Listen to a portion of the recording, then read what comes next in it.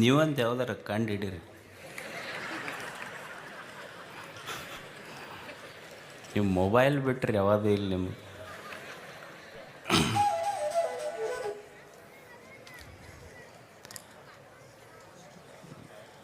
ನೀವು ಹಿಂಗೆ ಏನಾದರೂ ಸಾಧನೆ ಮಾಡಿ ಬರ್ಬೇಕನ್ನೋರಲ್ಲ, ಒಟ್ಟು ಯಾರ ಕಡೆಯಿಂದಾರ ಹೇಳಿಸಿ ಒಂದು ರೆಕಮೆಂಡ್ ಮಾಡಿಸಿ ಬರ್ಬೇಕನ್ನೋ ಮಂದಿ ನೀವೆಲ್ಲ.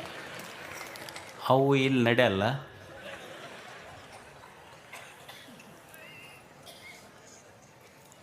ಒಂದಿಷ್ಟು ಜನ ದುಡಿಲಿಕ್ಕಂತ ಕರ್ನಾಟಕ ಬಿಟ್ಟು ಬಾಂಬೆಗೆ ಹೋಗ್ತಾರೆ. ಒಂದು 4-5 ಜನ, ಒಂದು 11 ಜನ ಸ್ನೇಹಿತರು ಸೇರಿಕೊಂಡು, ಅವರು ಯಾರು ಅಂದ್ರೆ ತಾವು ಉದ್ಯಮಿಗಳಲ್ಲ, ಹೋಟೆಲ್ದಲ್ಲಿ ಕೆಲಸ ಮಾಡೋರು. ಒಬ್ಬ ಹೋಟೆಲ್ ಮ್ಯಾನೇಜರು, ಒಬ್ಬ ಹೋಟೆಲ್ ಅಡುಗೆ ಮಾಡವ, ಒಬ್ಬವ ಪಾನ್ ಶಾಪ್ ಮಾಡವ, ಹಿಂಗೊಂದು 11 ಜನ ಕೂಡಿಕೊಂಡು ಒಂದು ಸಂಕಲ್ಪ ಮಾಡ್ತಾರೆ.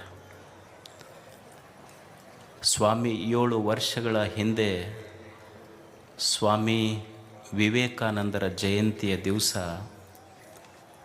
ನಾವೇನಾದರೂ ಮಾಡಬೇಕು ಅಂತ ಬೆಳಗ್ಗೆ ಒಂದು ಸಂಕಲ್ಪ, ಒಂದು ಒಳ್ಳೆಯ ವಿಚಾರ ಅವ್ರ ತಲೆಯಲ್ಲಿ ಬರ್ತದೆ. ನಾವೆಲ್ಲ ಭಿಕ್ಷುಕರು ಅಂತ ಕರಿತೀವಲ್ಲ.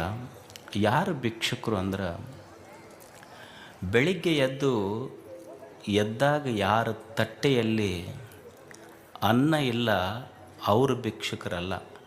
ಬೆಳಿಗ್ಗೆ ಎದ್ದಾಗ ಯಾರ ತಲೆಯಲ್ಲಿ ಒಳ್ಳೆಯ ವಿಚಾರ ಸಂಕಲ್ಪಗಳು ಬರುವುದಲ್ಲ, ಅವರು ಭಿಕ್ಷುಕರಾಗ್ತಾರೆ. ಕರ್ನಾಟಕದಿಂದ ಹೋದಂಥ ಕಾರ್ಮಿಕರು ಒಂದು 11 ಜನ ಲೈಕ್ ಮೈಂಡೆಡ್ ಫ್ರೆಂಡ್ಸ್, ದೆ ಕೇಮ್ ಟುಗೆದರ್. ಅವರೊಂದು ಸಂಕಲ್ಪ ಮಾಡ್ತಾರೆ. ನಾವು 11 ಜನ ನಮ್ಮ ಕರ್ನಾಟಕವನ್ನು ಬಿಟ್ಟು ದುಡಿಲಿಕ್ಕೆ ಬಾಂಬೆಗೆ ಬಂದಿದ್ದೇವೆ. ನಾವು ದುಡಿದು ಶ್ರೀಮಂತರಾಗೋದಾಯಿತು, ಸಮಾಜಕ್ಕೆ ಏನಾದರೂ ಮಾಡಬೇಕಲ್ಲ ಅಂತ ಒಂದು 11 ಜನ ಫ್ರೆಂಡ್ಸ್ ಕೂಡಿ, ಅವರ ಸಂಖ್ಯೆ ಭಾಳ ಆಯ್ತು. 110 ಜನ ಯುವಕರು ಸೇರಿಕೊಂಡು, ಹಿತೈಷಿಗಳು ಸೇರಿಕೊಂಡು, ಲೈಕ್ ಮೈಂಡೆಡ್ ಪೀಪಲ್ ಸೇರಿ ಒಂದು ಶಿವಾಯ ಫೌಂಡೇಶನ್ ಅಂತ ಶುರು ಮಾಡಿದ್ರು. ಅದರ ಹೆಸರೇನು? ಶಿವಾಯ ಫೌಂಡೇಶನ್. ಅವ್ರು ಏನು ಮಾಡ್ತಾರಂದ್ರೆ, ಒಬ್ಬ ಮನುಷ್ಯಗೆ ಒಳ್ಳೇದು ಮಾಡ್ಬೇಕನ್ನೋ ಮನಸ್ಸು ಬಂದರೆ ಹೇಗಾಗ್ತದೆ?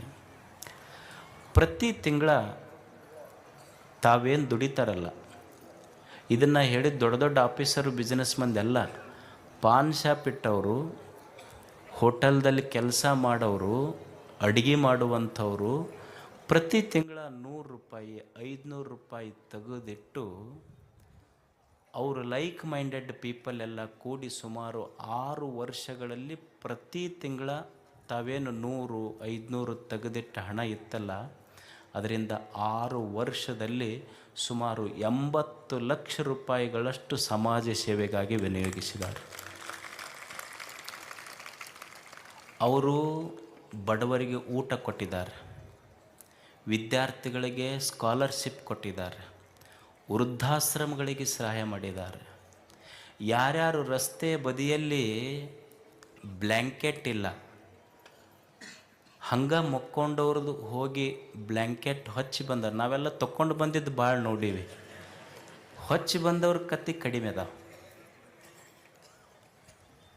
ಇವರೆಲ್ಲ ಗೆಳೆಯರು.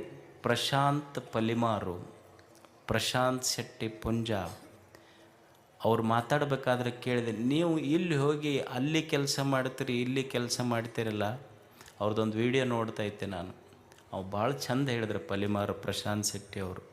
ನೋಡಿ, ಆ ಧರ್ಮ ಈ ಧರ್ಮ ಎಲ್ಲ 1000 ಧರ್ಮಗಳು ಸುಳ್ಳು, ಮಾನವೀಯತೆಯೇ ನಿಜವಾದ ಧರ್ಮ ಅಷ್ಟೆ. ಭೂಮಿ ಮೇಲೆ ನೀರುಗಳು ಅಂತಿಲ್ಲ, ಬಹುವಚನ ಐತೇನು? ನೀರುಗಳೂ ಇಲ್ಲ, ಭೂಮಿಗಳೂ ಇಲ್ಲ, ಸೂರ್ಯಗಳೂ ಇಲ್ಲ, ಗಾಳಿಗಳೂ ಇಲ್ಲ, ಗಳು ಯಾಕೆ? ಇರುವುದೊಂದೇ ಧರ್ಮ, ಅದು ಸೇವಾ ಧರ್ಮ ಅಂತ ಹೇಳಿದ್ರು ಅವರು. ಮತ್ತು ಇಲ್ಲಿಂದ ಅಲ್ಲಿಗೆ ಹೋಗಿ ನೀವು ಕೆಲಸ ಮಾಡಿರಲ್ಲ, ಇಲ್ಲಿಗೆ ಕೊಟ್ಟಿರಿ ಅಲ್ಲಿಗೆ ಕೊಟ್ಟಿರಿ. ಅದಕ್ಕೆ ಅವ ಹೇಳಿದ್ದು, ಒಂದು ಅಲ್ಲಿ ಬಾಂಬೆದೊಳಗೂ ನಾವು ಭಾಳಷ್ಟು ಆಸ್ಪತ್ರೆಗಳಿಗೆ ಊಟ ಕೊಡ್ತೇವೆ. ಪ್ರತಿ ವಾರ ಸುಮಾರು 500ರಿಂದ 1000 ಜನರಿಗೆ ಊಟ ಕೊಡ್ತಾರೆ ಅವರು. ಪ್ರತಿ ವಾರ ಪುಕ್ಕಟೆಯಾಗಿ ಊಟ ಕೊಡ್ತಾರೆ, ಬಟ್ಟೆ ಕೊಡ್ತಾರೆ, ಸ್ಕಾಲರ್ಶಿಪ್ ಕೊಡ್ತಾರೆ. ಅವ್ರು ಹೇಳಿದ್ರು, ಕರ್ನಾಟಕಕ್ಕೂ ಸೇವೆ ಮಾಡೀವಿ, ಮಹಾರಾಷ್ಟ್ರಕ್ಕೂ ಸೇವೆ ಮಾಡೀವಿ. ಈ ಕರ್ನಾಟಕ ಕೊಟ್ಟಿದ್ದು ಜನ್ಮಭೂಮಿ ಋಣ ತೀರಿಸಲಿಕ್ಕಾಗಿ, ಮಹಾರಾಷ್ಟ್ರಕ್ಕೆ ಮಾಡಿದ್ದು ಕರ್ಮಭೂಮಿಯ ಋಣ ತೀರಿಸಲಿಕ್ಕಾಗಿ, ಎರಡೂ ಮಾಡಿದ್ದೇವೆ ನಾವು. ಅಂದ್ರೆ ನಮ್ಮ ಯುವಕರಿಗೆ ಇದು ಸ್ಫೂರ್ತಿ ಆಗಬೇಕು.